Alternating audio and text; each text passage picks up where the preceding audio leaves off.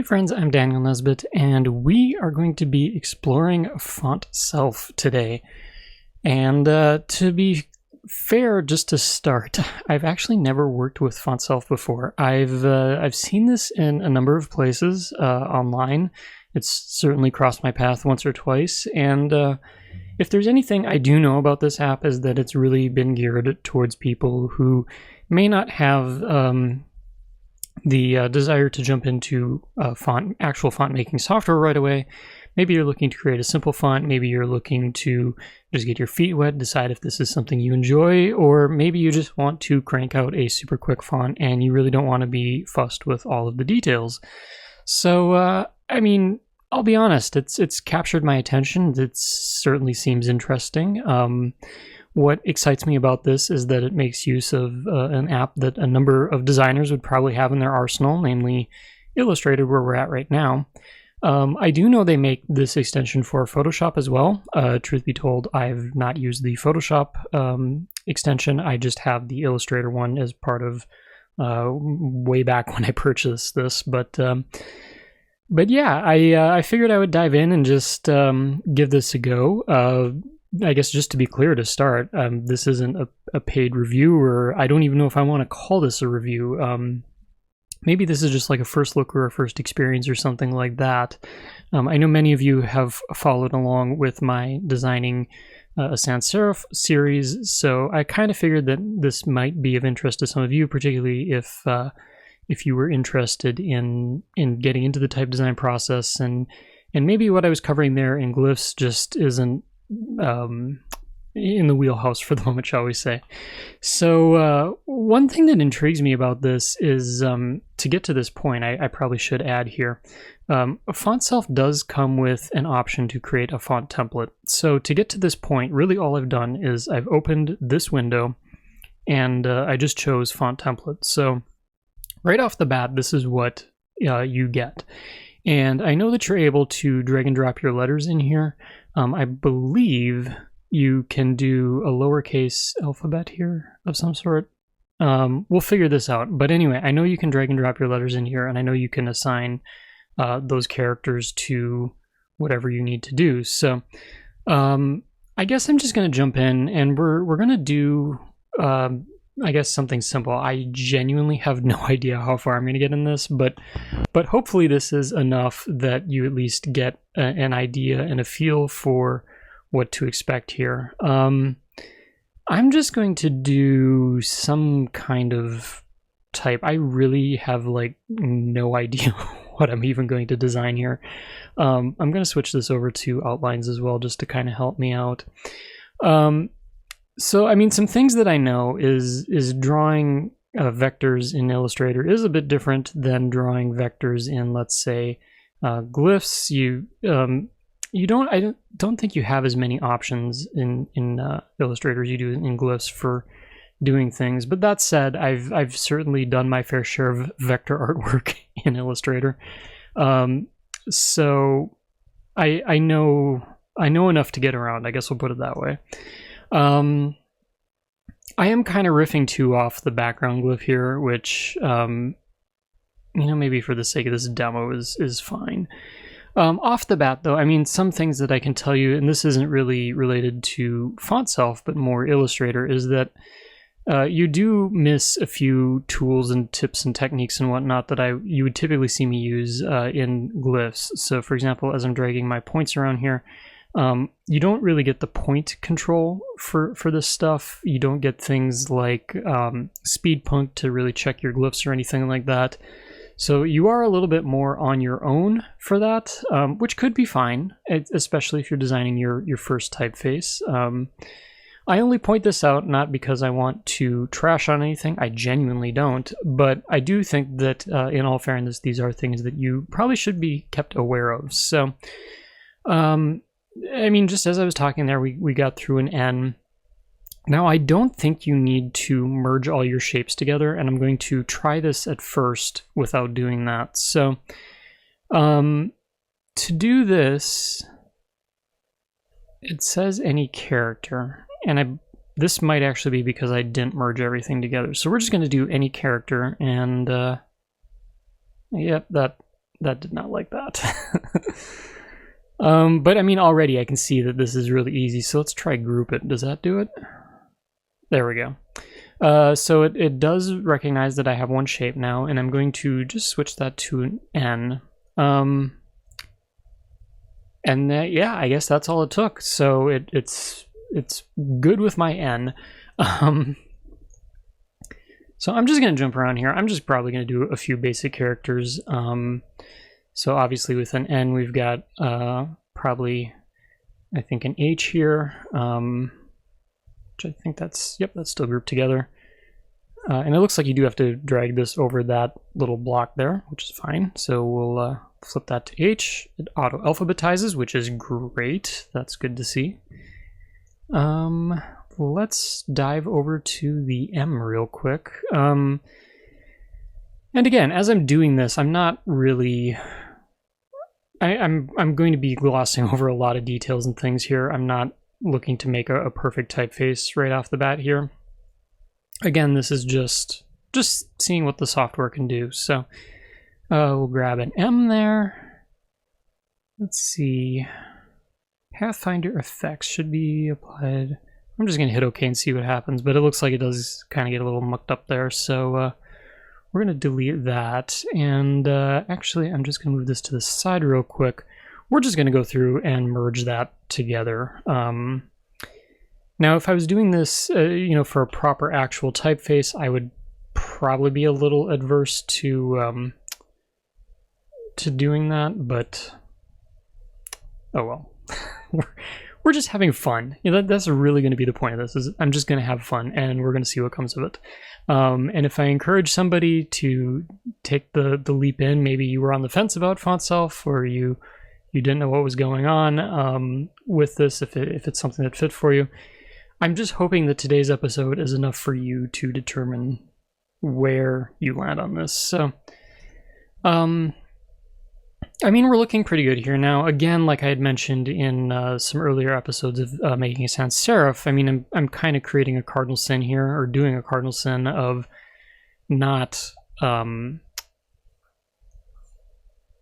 really doing this and looking at it from a word standpoint. I'm literally just busting out characters here, which is, I think for this episode, is going to be fine. The one thing that I do notice too is I'm just resizing here, which is kind of handy. This is actually giving me my my units in points, which is a really good thing to be doing if you're going to be working with a typeface like this, or if you're going to be designing type, I should say. So that's kind of handy to know. So we'll grab the I there. I'm going to skip over the J.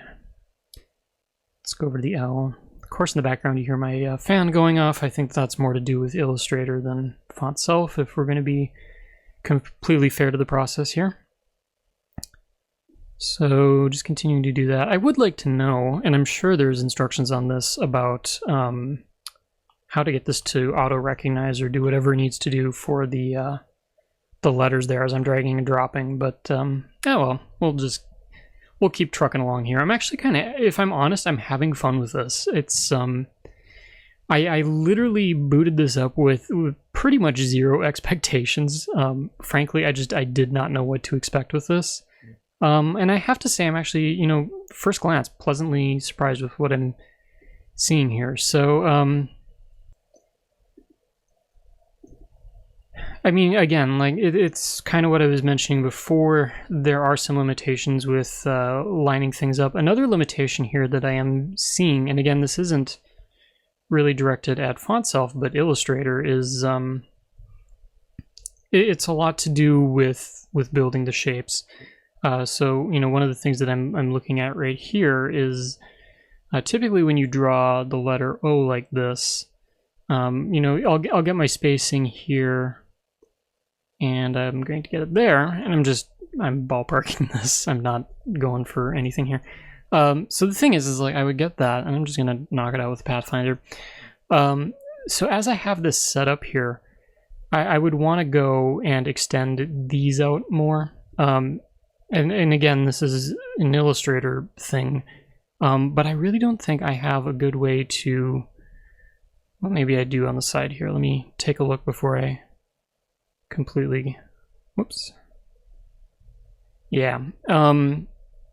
Because Because the thing is, like, when you're drawing an O, you really don't want it to be a perfect circle. You do want it to have a little bit more shape to it.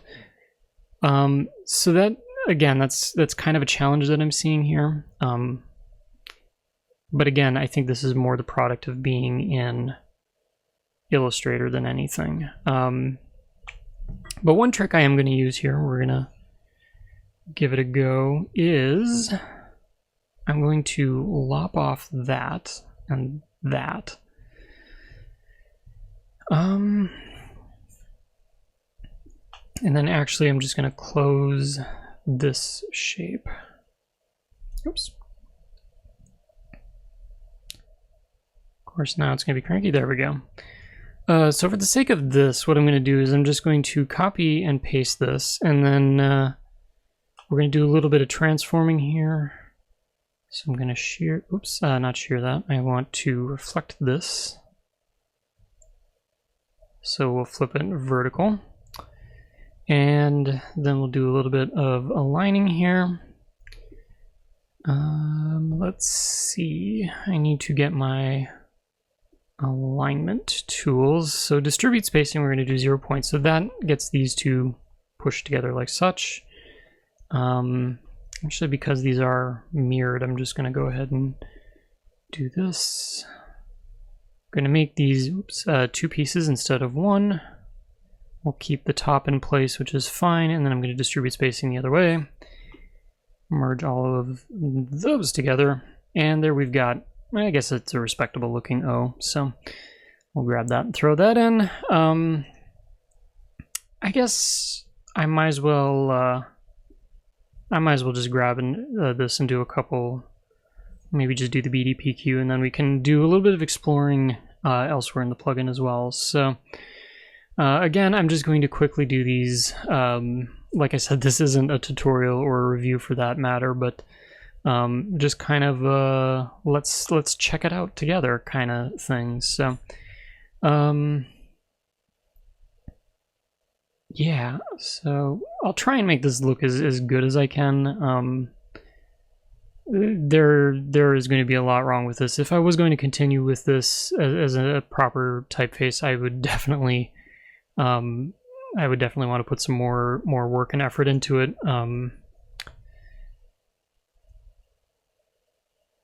But again, I think this will work. So there we go with the P. And again, it kind of looks a little wonky. Actually, before I copy that over, my keyboard bumps it over too far. So I'm just, yeah, we'll do that. This is definitely not winning any design awards. Not like I was intending it to, but so we'll get a P and a Q there. And while we're at it, I'm just going to copy both of these shapes. We will flip them upside down. Get the B there. We'll get the D there. And really, as I'm doing this, by the way, there is no like hard and fast rule saying that these have to be in the spots that I'm putting them. I'm just doing it because the template has the space available for these things. So I think that's enough to at least have some fun with here. So we'll get the Q in and then go from here. So let's see. Already what I'm noticing with this is that it's going off of a baseline, but I can move it around. So that's excellent. And then how do I get back? There we go. Too few objects. I don't know what I did there, but this glyph has one issue. What's the issue? The point seems too low. Well, we're not going to worry about that. So I'm going to double click into here. Just move that down. Oh, I see here. There's a little window that takes me back. All right, so it's going to have a little bit of an issue with that, but it looks like I'm able to kind of drag. Actually, am I able? Oh, I can do it there too. I think I like the bigger window better though, just because I can see that a little bit easier. Actually, I didn't bring it down far enough. Try that. Well, we'll go down we'll go down to the baseline there, and I'm just going to grab that. I mean, and I'm kind of looking up here too, so again, this isn't going to be perfect. Doesn't look like I can nudge either. That would actually be a nice feature if I could select this and bump this around a little bit.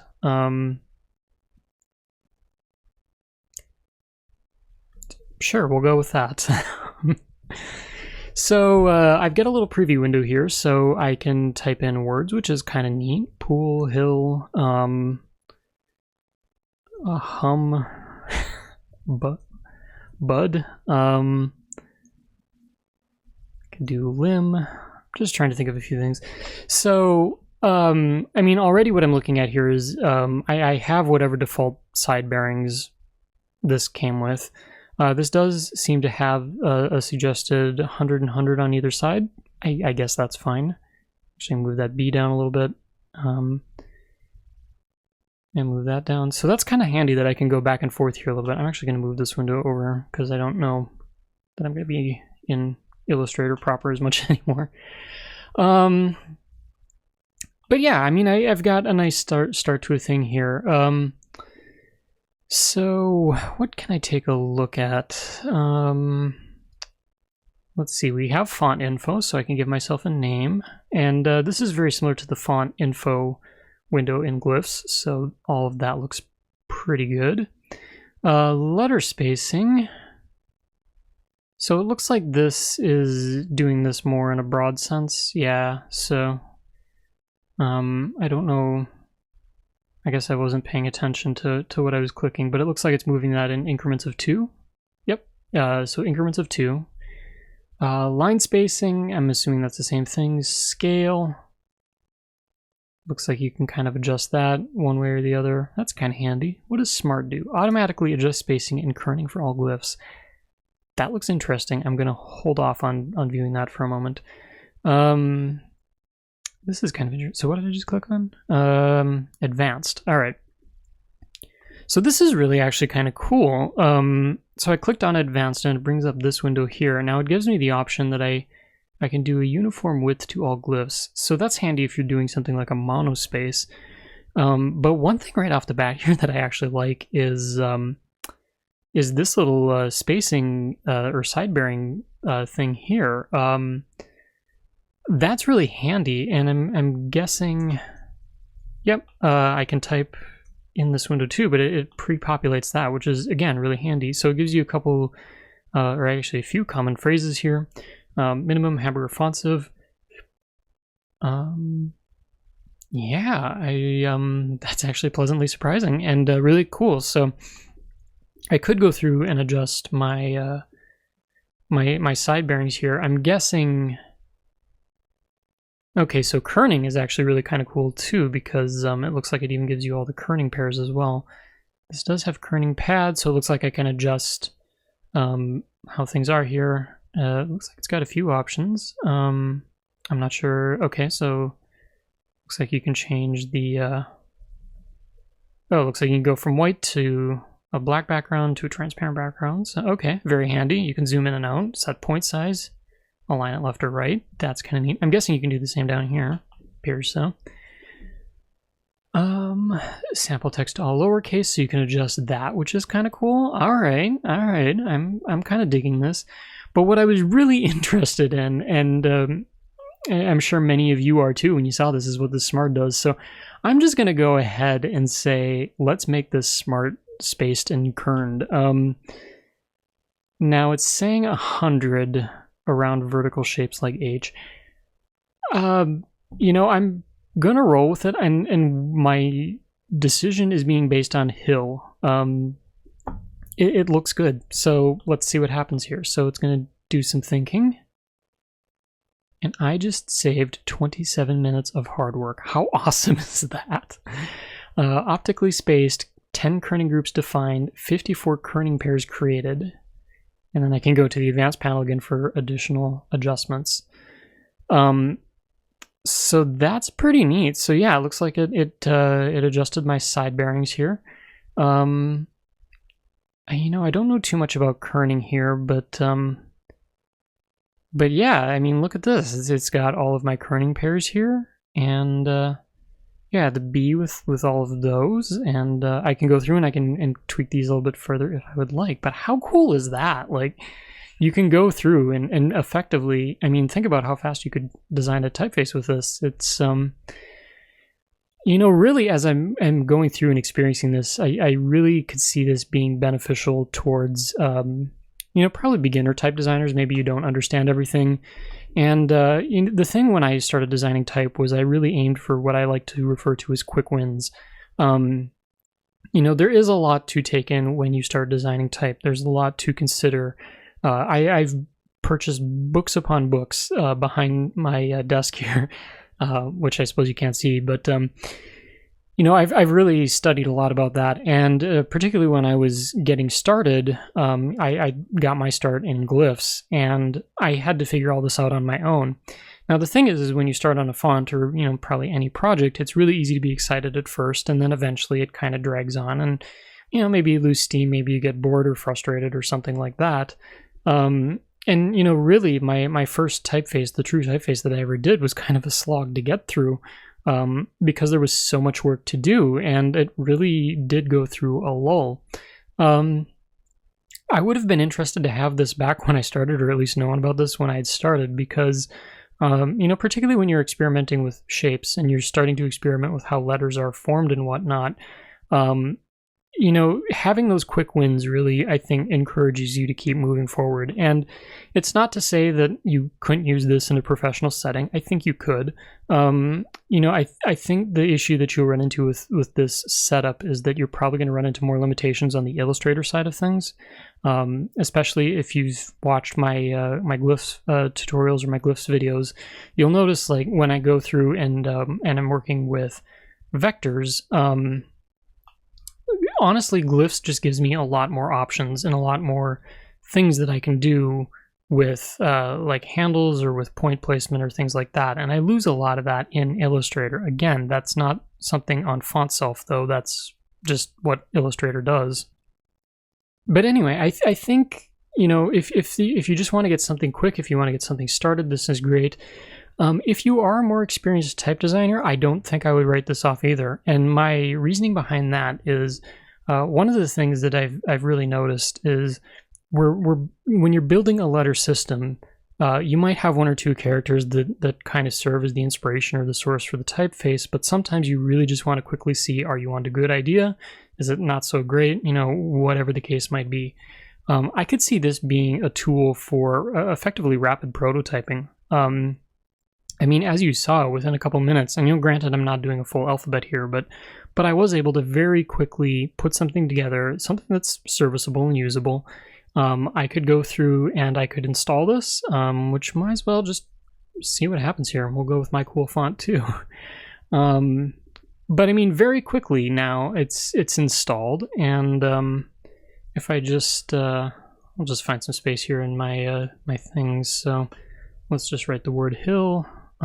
My cool font.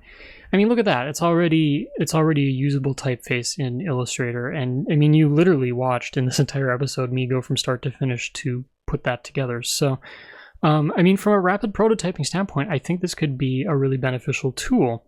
I know there's the whole matter of taking vectors and moving them back and forth between Illustrator and Glyphs. They don't always play along nicely, but just to get an idea or a feel if you're on the right track for something, I could see this being very beneficial. So, I mean, honestly, too, as of this recording, I think I paid about, I think, $50 for this. I should probably go check before I fully commit to that. But I mean, honestly, for the price, if you're not ready to spend a couple $100s on Glyphs, you know, if Glyphs Mini just really hasn't caught your attention, which would be the same price point, or, you know, you're comfortable in Illustrator or Photoshop, which I can't really speak to the Photoshop version, but I would assume that it works in some capacity or some level the same way as this.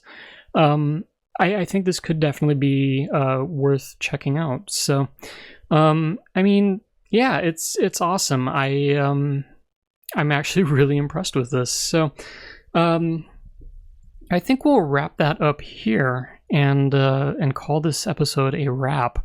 I've kind of been meaning to do a few of these in between starting the next series on the next typeface that we actually properly go through and design, but don't worry, we've got one coming soon.